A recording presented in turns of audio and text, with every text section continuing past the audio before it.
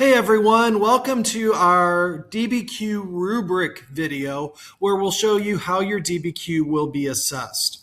So we're going to start off, this is the sample response, it's from the other PowerPoint. We'll come back and take a look at that in just a second. Now you remember I made a big deal about the describe and identify in the last video.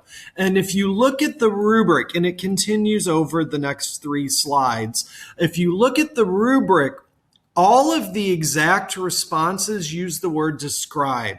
That means they have that development and description to get the higher part of the rubric. You'll be adjacent if you're identifying. If you make a mention and it's correct, you'll get a point. But if you develop that correctly and appropriately for the document, then you'll get 2 points. I'm not going to go through each step of the rubric for each of the criteria. It's our HIPPO. There's our HI, there's our point of view, our purpose, and then our outside evidence. They all look pretty much the same. So I'm going to stick just on this first row of historical context and talk about the points and how they're scored, and that applies throughout the rubric itself. You can always rewind, fast forward, and pause if you want to look at other parts. So each of the 5 HIPPO criteria is worth 2 points. 2 if you're exact, 1 if you're adjacent, 0 is discrepant. And I haven't talked a lot about discrepant, but that means either you just historically are completely incorrect. If you were putting King Alfonso in the time of the civil rights movement in the United States, you're getting a big fat discrepant 0 for that. Or if you don't have it, if you forgot your outside evidence, that would be discrepant as well. Most of you are going to live over here in exact and adjacent, working between description and identifying correctly.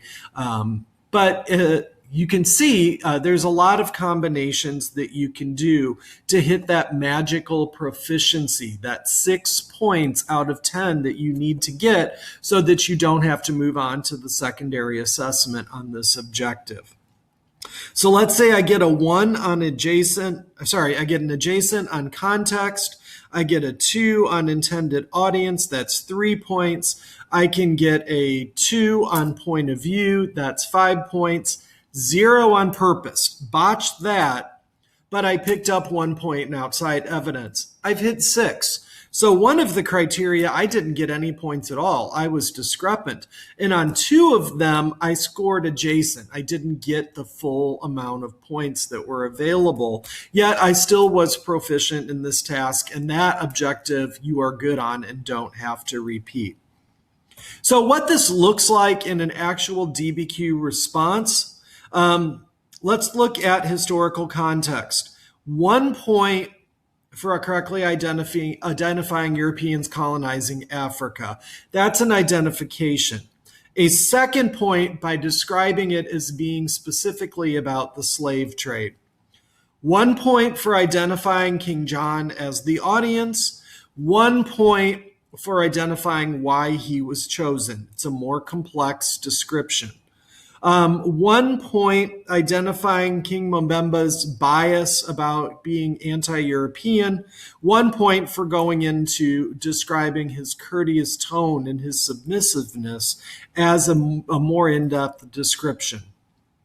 1 point to identify that he's trying to get King John to stop the Portuguese.